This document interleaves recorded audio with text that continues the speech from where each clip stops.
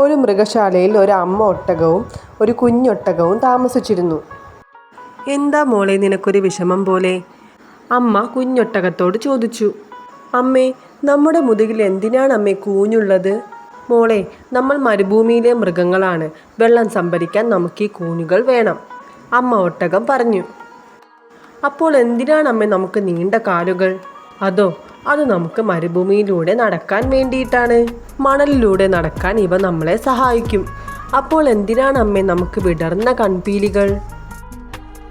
"വിടർന്ന കൺപീലികൾ ഉള്ളതുകൊണ്ട് നമുക്ക് മണൽക്കാറ്റിൽ നിന്ന് നമ്മുടെ കണ്ണുകളെ സംരക്ഷിക്കാം."